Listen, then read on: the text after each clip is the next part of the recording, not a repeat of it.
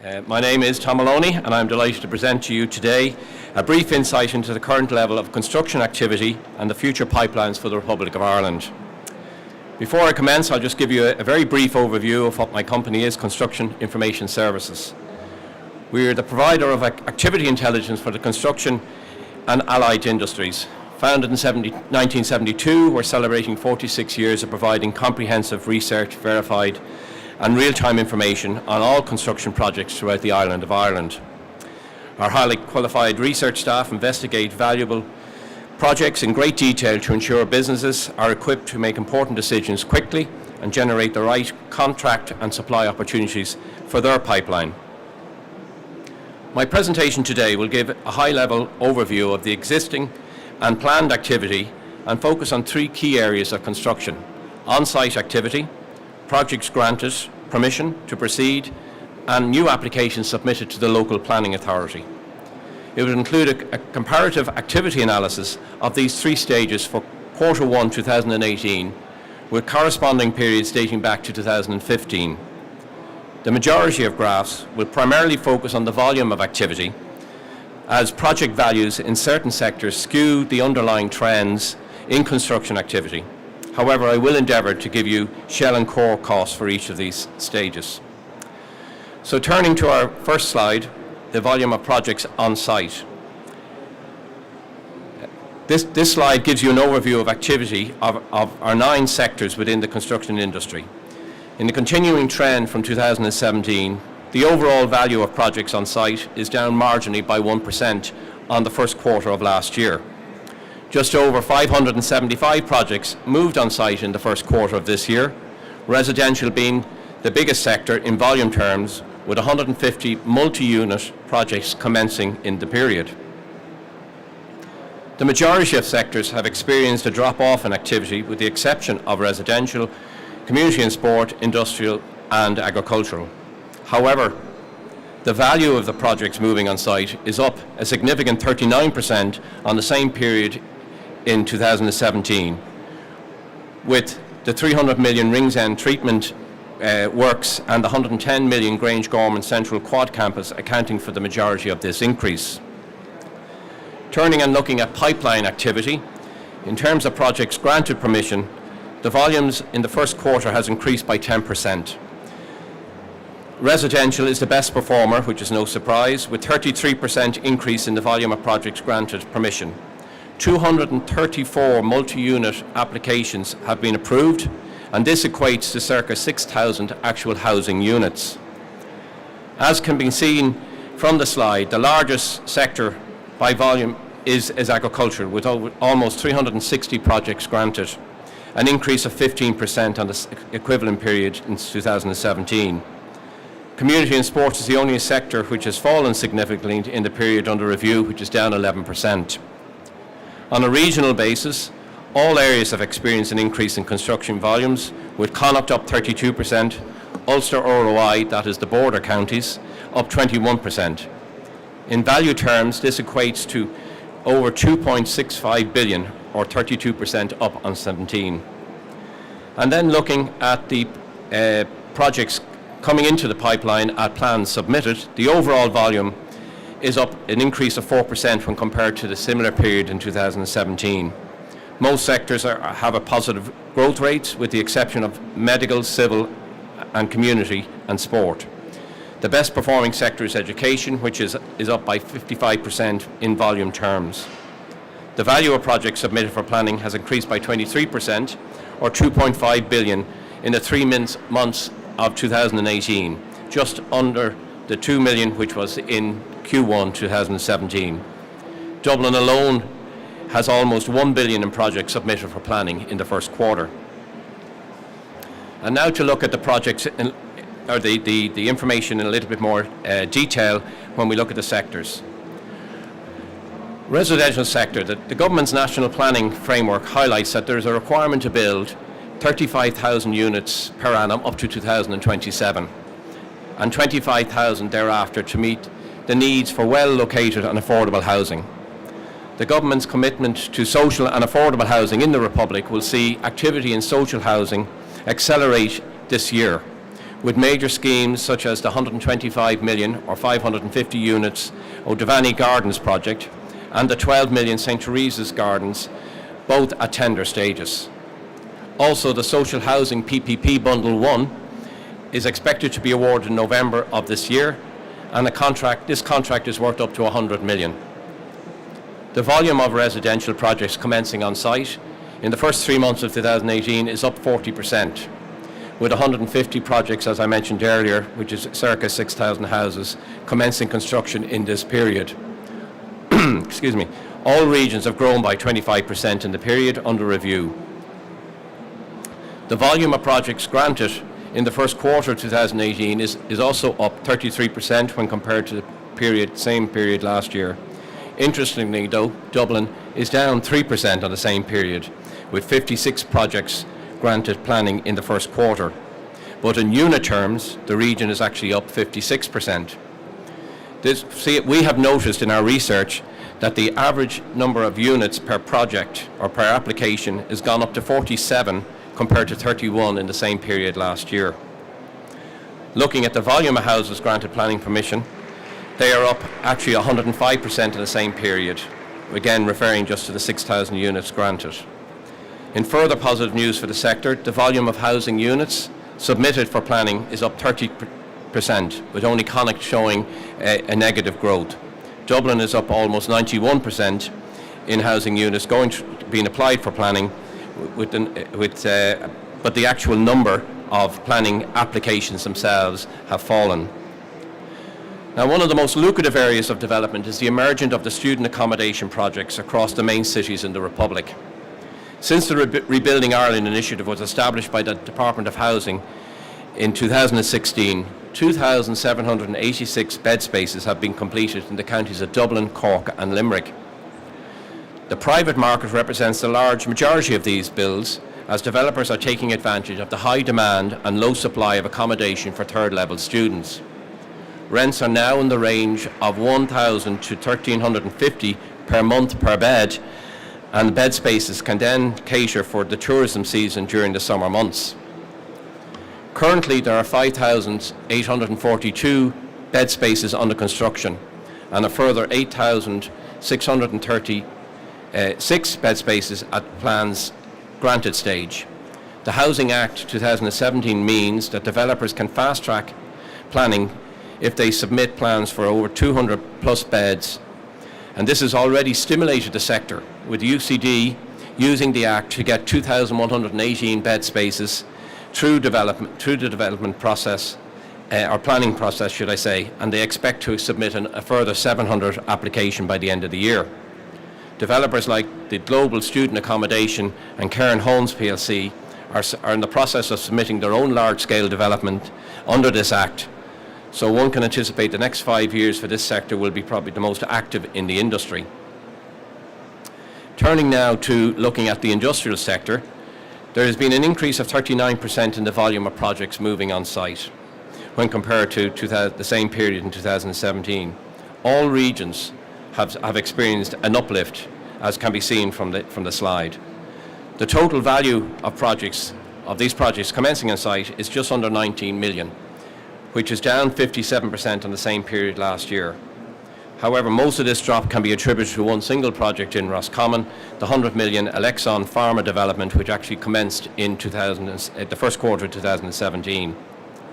The volume of projects granted planning in Q1 18 has increased by 19% on the same period last year, and the total value of these projects is just over 135 million. And looking at the plans submitted for this sector, we see a rise of 29% in the first quarter to 143 projects submitted. Munster and Leinster are the biggest contributors to the sector in volume terms, with 70% of the market. The value of projects submitted for planning is just over 220 million, which happens to be actually down 18% on the same period last year. Looking at civil and utilities, including transport, in volume terms, there was a decrease of 13% in the number of projects which started in the first 3 months, with only 39 projects commencing. The value of projects commencing, however, on site increased by a significant 269% to over 400 million. when compared to the equivalent period in 17. All of this increase can be attributed to the 300 million expansion of the Ringsend water treatment plant. And if we were to strip this out, we would see a significant drop in the value of projects actually commencing on site. In pipeline terms, the sector has remained relatively static, with 59 projects granted planning. And in terms of project volumes granted, Dublin and Munster are unchanged, Leinster and Ulster are down, while Connacht is up. In value terms, the sector has fallen by 89% year on year to just 76 million, down almost 700 million in the first quarter of 2017. And much of this reduction can be explained by the 320 million Dublin Airport runway scheme and the 100 million Cork development, which took place in the same quarter of last year. In terms, again, looking at the projects coming into the pipeline, 69 projects were submitted for planning in the first quarter, down 15%.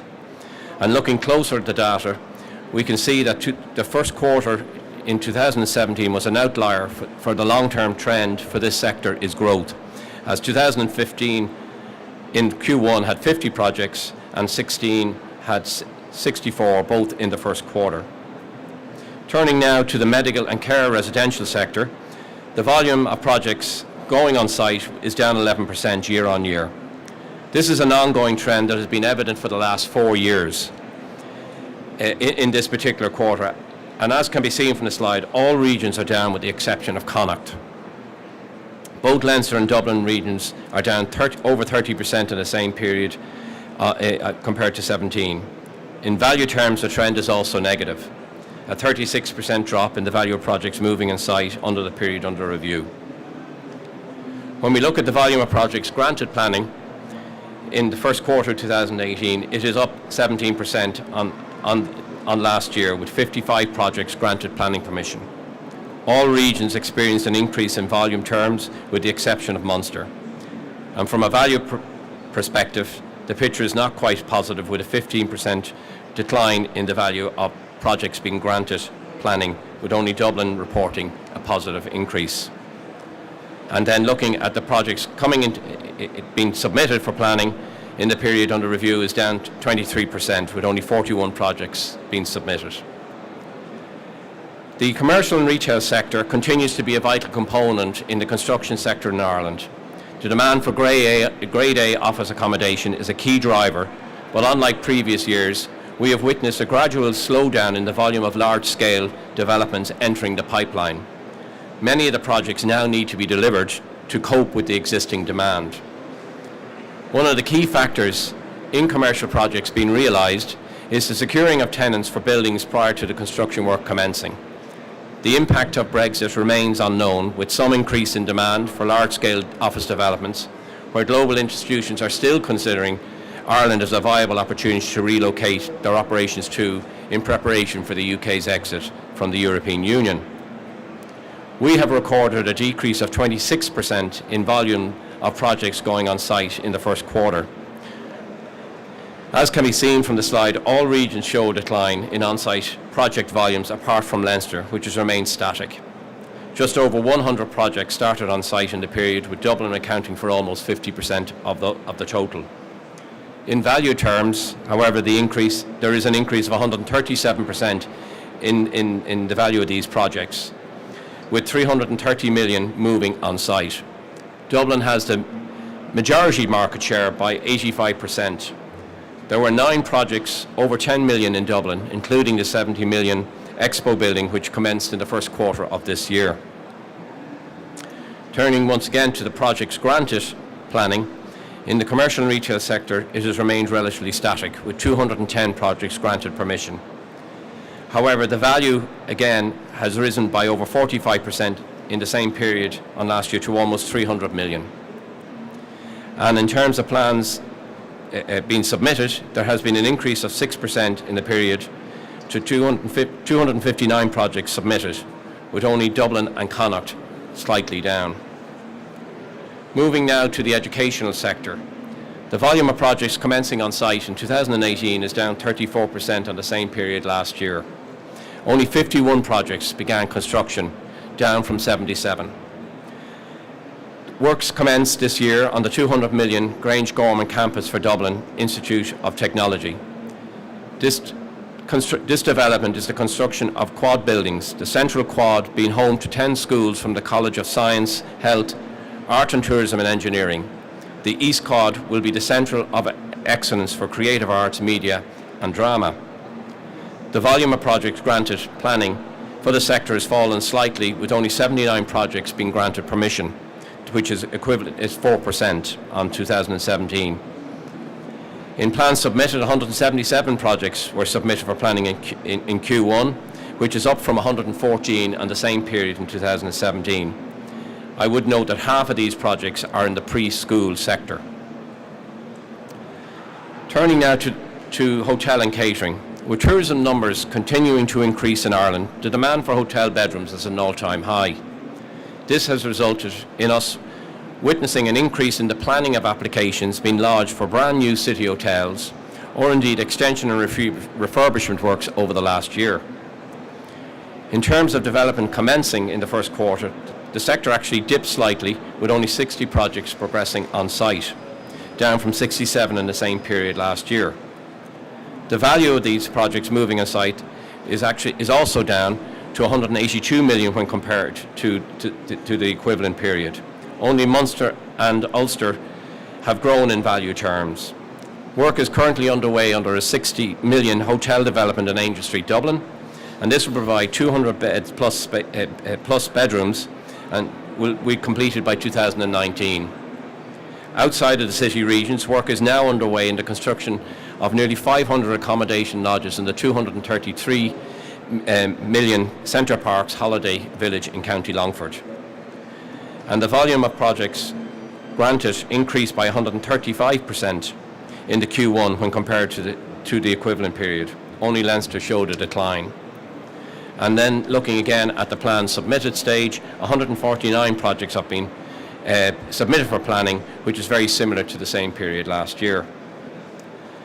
Turning now and finally to the community and sports, the coming year will also see many more community and sports projects following the release of the Sports Capital Grant and the LEADER funding. The volume of projects which commenced in the first quarter of 2018 is actually up 15% year on year, and which can be reflected in the slide that the trend is not reflected across all regions.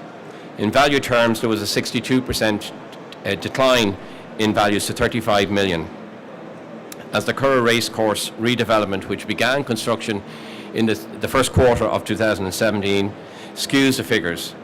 If we remove this from our analysis, we do see an underlying steady increase in the value of projects commencing on site for this sector. Just by way of note, the 65 million Curragh Racecourse will be approaching completion in 2018, and the 15 million Sports Academy building in Tralee Institute of Technology is also expected to be completed later this year. However, the sector is continuing to experience a downward trend in the volume of projects granted planning, which decreased by 11% in the period under review. 96 projects were approved planning in the period, down from 108, and all regions experienced a decline, bar Dublin, which is actually up 45%, but that has to be said, that's off low levels. The Capital Sports Programme was responsible for a spike in the number of planning applications in the first quarter of 2017. Now, the sector has returned to more normal footings, as 117 projects were submitted for planning, a 52% decrease on the same quarter in 2017. But this is in line with previous years, where in Q1 15 and Q1 16 levels, the 111 and 104 projects were submitted respectively. Finally, ladies and gentlemen, it is generally accepted that a medium out-term look for the industry is positive. The sustained momentum, which commenced in 2013 and has continued at a steady pace, has created a solid foundation to ensure the construction industry remains a significant pillar of the Irish economy. It is hoped the external factors such as Brexit and Trump's policy towards US companies locating here do not impinge adversely on the potential economic success for future years. The commitment by government to address the essential deficits in infrastructure, housing both social and private, under the National Planning Framework for 2040 is to be welcomed. I thank you for your attention, and if you would like a copy of our Q1 Stats activity report, you can drop by our stand, which is J7. Thank you for your time.